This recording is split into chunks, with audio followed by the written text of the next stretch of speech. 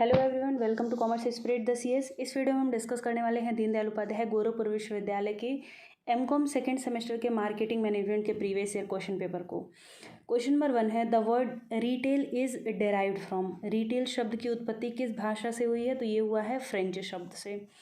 Question number 2 है, retailing creates. Retailing क्या उत्पन्न करता है? तो time utility, place utility and ownership, ये तीनों प्रोवाइड करता है, तो ऑल ऑफ द एबव हो जाएगा।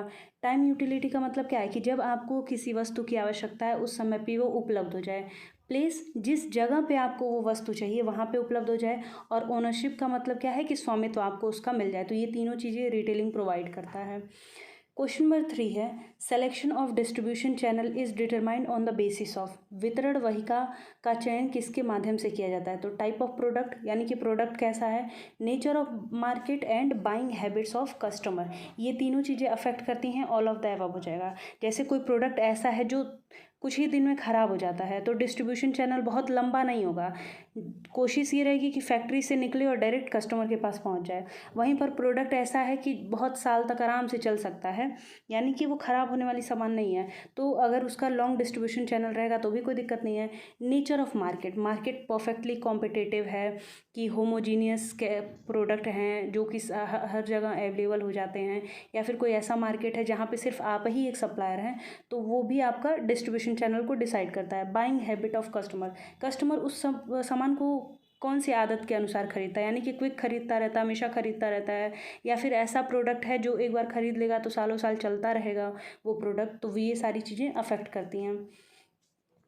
क्वेश्चन नंबर 4 है, which is not an element of promotion mix. संवर्धन मिश्रण का तत्व क्या नहीं है? डिस्ट्रीब्यूशन, एडवर्टीजमेंट, सेल्स प्रमोशन है या पर्सनल सेलिंग। इन तीनों में से जो डिस्ट्रीब्यूशन है वो प्रमोशन मिक्स का पार्ट नहीं है। अगर यहीं पर ये बोल देता कि मार्केटिंग मिक्स का पार्ट क्या है तो डिस्ट्रीब्यूशन उसका पार्ट हो जाता। प्रमोशन मिक्स का मतलब क्या है कि जो भी एडवर्टीजमेंट होता है, सेल्स प्रमोशन होता है, पर्सनल सेलिंग होती है, डायरेक्ट मार्केटिंग होता है, ये सब प्रमोशन मिक्स के अंदर आते हैं।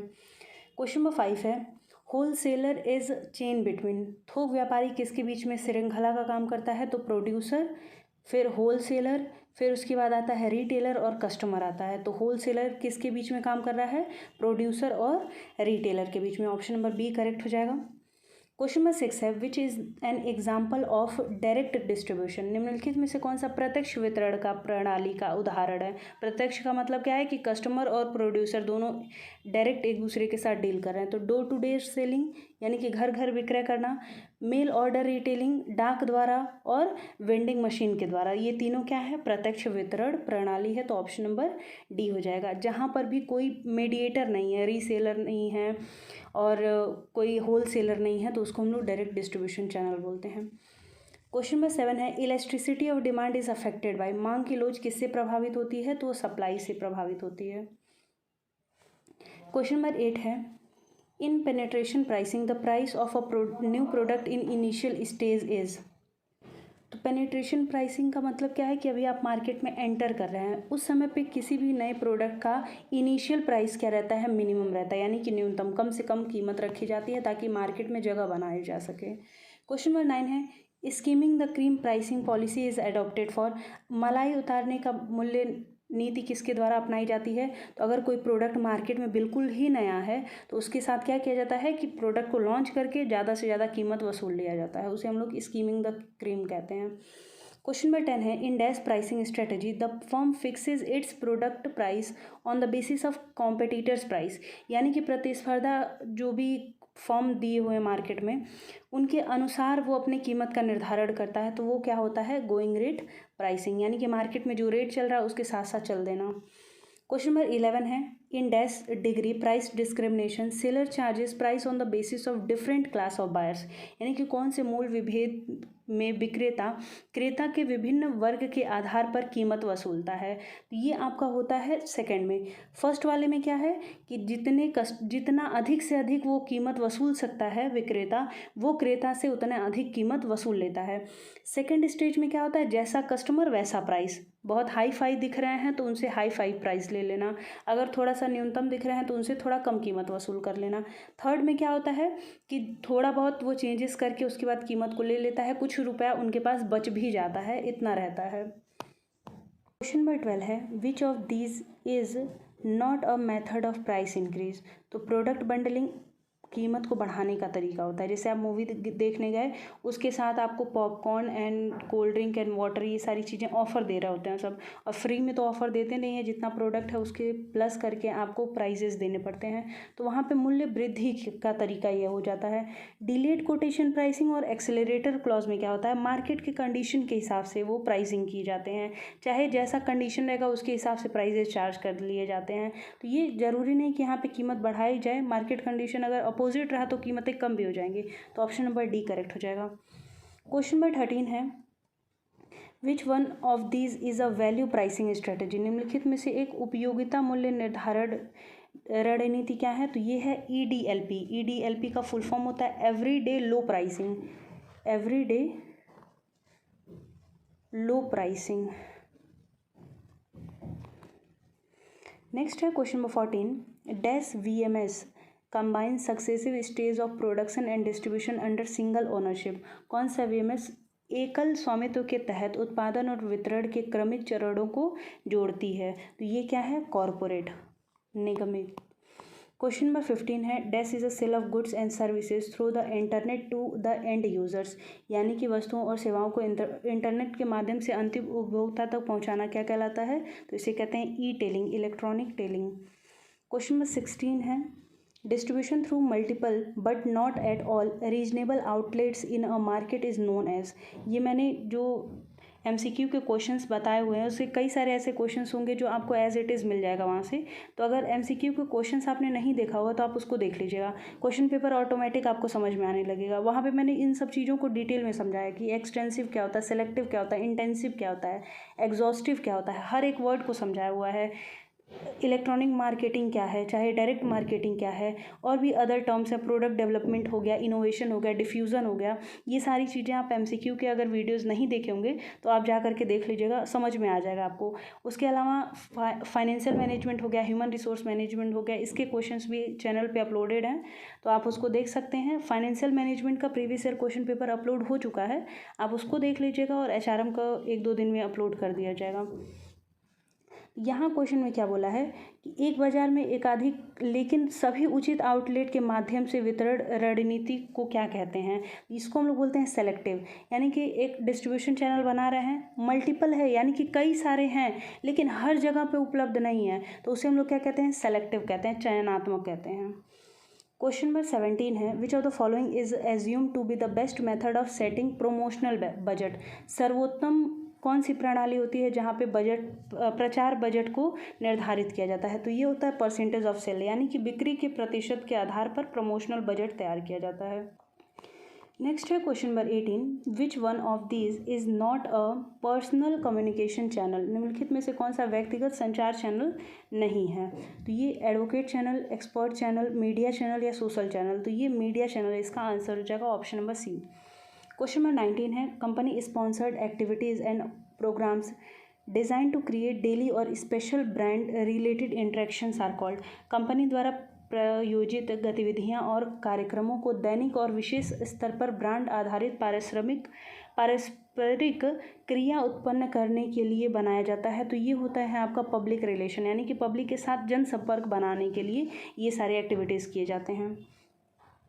क्वेश्चन नंबर 20 है, कौन सा अपील ऐसा है जो प्रोडक्ट के एट्रीब्यूट यानी कि उससे क्या क्या विशेषताएं मिलने वाली हैं, क्या क्या लाभ मिलने वाले हैं, उस पे फोकस करता है, तो ये है रेशनल यानी कि तर्कसंगत। इमोशनल क्या होता है, एडवर्टीजमेंट आप लोग देखते होंगे तो वहाँ पे कुछ एडवर्टीजमेंट ऐसे होते हैं जो हम लोग भावुक हो जाते हैं देख करके।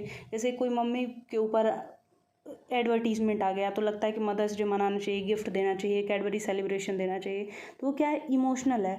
रेशनल अपील के अंदर क्या है कि एडवर्टीजमेंट हो रहा है लेकिन वहाँ पे प्रोडक्ट से क्या बेनिफिट आपको होने वाले हैं वो सारी चीज़ें बता करके आपको प्रोडक्ट खरीदने के लिए उत्साहित किया जाता है। क्वेश्चन नंबर 21 है, a variety of short term incentives to encourage trial of और परचेज ऑफ अ प्रोडक्ट और service is known as.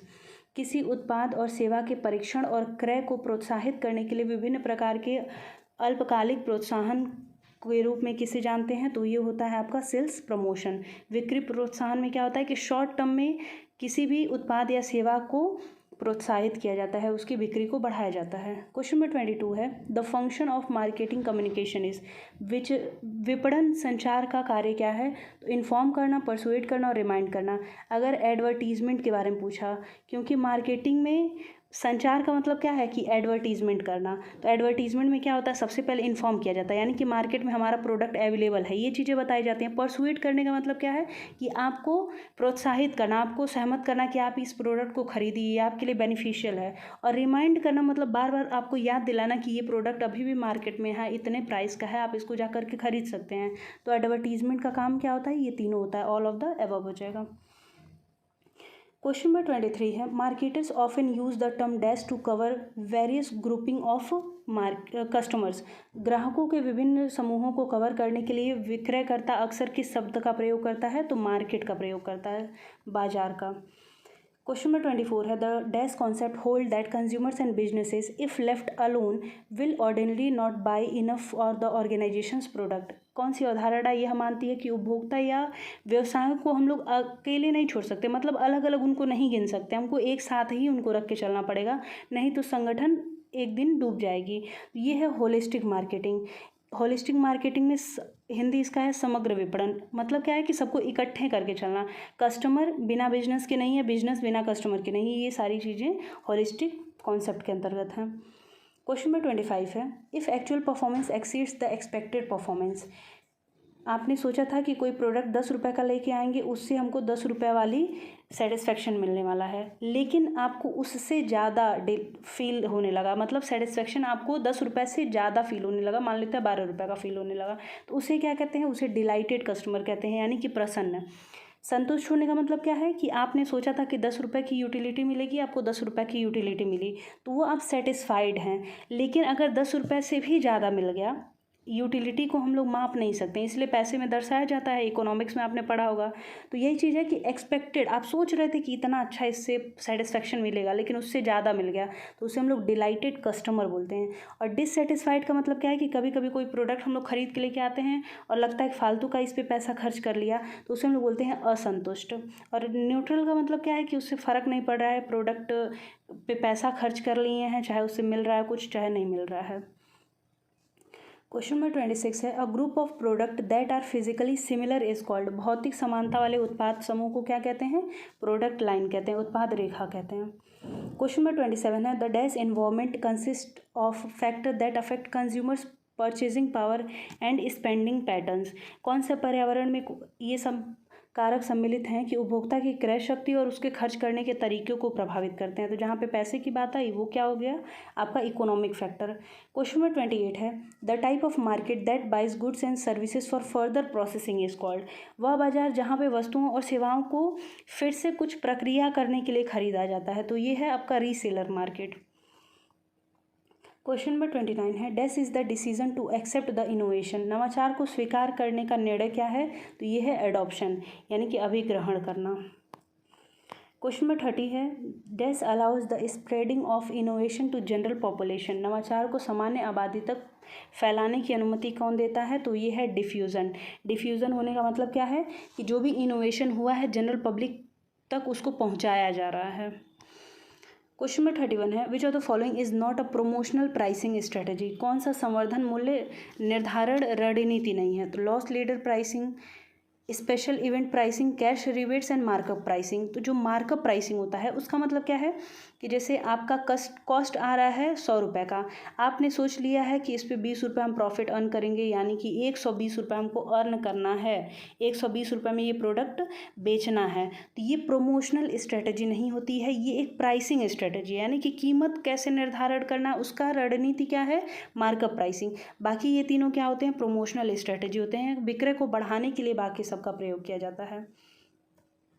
Question number 32 है, a detailed version of the idea stated in meaningful consumer terms is called.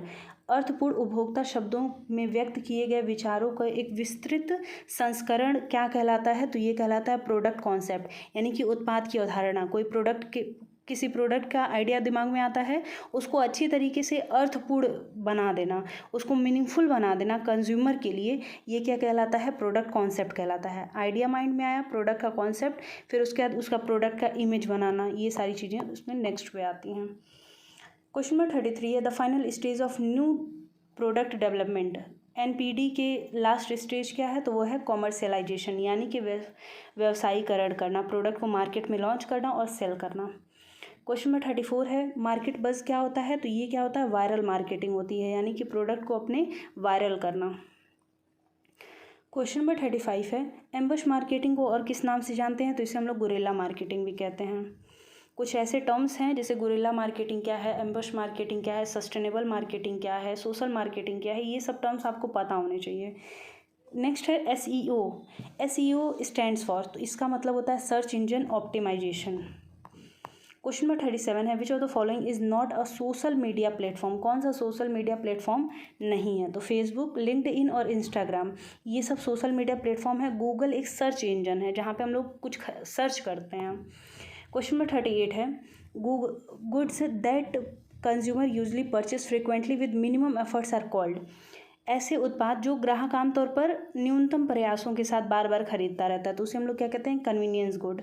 जो shopping goods होते हैं यहाँ पे थोड़ा बहुत वो सोचता है, स्पेशलिटी गुड में ज़्यादा सोचता है। अनशॉर्ट गुड क्या होती है, अनवांछित होती है, मतलब उसको चाहिए नहीं लेकिन किसी और चीज़ के साथ उसको मिल जाता है। क्वेश्चन नंबर 39 है the product mix should have depth width and dash, तो ये होता है थर्ड कंसिस्टेंसी। डेप्थ का मतलब क्या है कि जैसे प्रोडक्ट मिक्स है, product mix 1, product mix 2, product mix 3, product mix 4, ये क्या हो गया, गहराई, यानी कि आपके पास 4 तरीके का प्रोडक्ट मिक्स है। और चौड़ाई का मतलब क्या है कि इस प्रोडक्ट मिक्स के अंदर भी कई सारे प्रोडक्ट हैं। एक प्रोडक्ट मिक्स को पकड़ेंगे, जैसे कॉस्मेटिक्स रख लेते हैं, तो उसमें क्रीम, पाउडर और बाकी जो भी कॉस्मेटिक की चीज़ें आती हैं, तो ये एक प्रोडक्ट का हो गया। दूसरा प्रोडक्ट लाइन उसी में देख लेते हैं, तो ये क्या हो गया, चौड़ाई हो गया। एक प्रोडक्ट मिक्स के अंदर कितने तरीके के प्रोडक्ट हैं। और उसके बाद आता है कंसिस्टेंसी। कंसिस्टेंसी का मतलब क्या है कि ये जो P1 है, P2 है, P3 है, P4 है, ये एक दूसरे से कितने तर्क संगत है, कितनी एक दूसरे के साथ काम करते हैं, चल सकते हैं। जैसे अगर मान लीजिए कोई प्रोडक्ट है, कंपनी है P लिमिटेड, एक प्रोडक्ट लाइन है इसका P1, एक प्रोडक्ट लाइन है P2। प्रोडक्ट 1 में वो बनाती है फूड आइटम बनाती है, दूसरे में बनाती है शूज़। P1 और P2 एक दूसरे से कितने तर्कसंगत हैं, मतलब एक दूसरे की कंसिस्टेंसी कितना मैच करते हैं। फूड अपना अलग जोन में चलता है, शूज़ अपना अलग जोन में चलता है। जो घर पे हम लोग खाते हैं वो शूज़ की बात नहीं हो रही है यहाँ पे। अगर हम लोग देखें तो यहाँ पे कंसिस्टेंसी है ही नहीं। फूड के लिए आपको क्या चाहिए, डिस्ट्रीब्यूशन चैनल तुरंत वाला चाहिए कि आप खाना बना और तुरंत वो डिस्ट्रीब्यूट हो गया। शूज़ के साथ ऐसा नहीं है। यहीं पर अगर ये देख लिया जाए कि जो शूज़ वाले हैं, प्रोडक्ट आपका एक था फूड वाला और दूसरा यहाँ पे बेवरेज हो जाए, यानी कि यहाँ पे खाने का है और दूसरे में पीने का है, तो एक दूसरे के साथ क्या है, वो कंसिस्टेंसी उनकी मेंटेन है। ये भी जल्दी ख़राब हो जाएगा, दूसरा भी जल्दी ख़राब हो जाएगा, तो डिस्ट्रीब्यूशन चैनल एक दूसरे के साथ मिलता जुलता होगा, तो उसे हम लोग कहते हैं कंसिस्टेंसी, संगतता। इस वीडियो का लास्ट क्वेश्चन है product that surpasses all the possible augmentation and transformation is called, तो इसे हम लोग कहते हैं पोटेंशियल प्रोडक्ट, यानी कि संभावित उत्पाद है कि जो सभी जितने भी प्रकार के परिवर्तन हैं वो सब पार हो चुका है। अब हो सकता है कि कंपनी से इन फ्यूचर लॉन्च करे। आई होप आपको सभी क्वेश्चन के आंसर अच्छी तरीके से समझ में आ गया हो। मैंने कोशिश की है कि हर एक कॉन्सेप्ट को आपको समझाते हुए चलूँ, ताकि इससे मिलता जुलता अगर कोई क्वेश्चन आता है तो आप कर ले जाएँ। अगर वीडियो पसंद आए तो वीडियो को लाइक कर दीजिएगा, चैनल पर नए होंगे तो चैनल को सब्सक्राइब कर दीजिएगा, और अगर किसी टॉपिक पे वीडियो चाहिए होगी तो आप कमेंट कर दीजिएगा। मिलते हैं नेक्स्ट वीडियो में, तब तक के लिए धन्यवाद। टेलीग्राम को ज्वाइन कर लीजिएगा, क्योंकि इससे रिलेटेड जो भी इन्फॉर्मेशन होती है मैं ज़्यादातर पहले टेलीग्राम पे शेयर करती हूँ।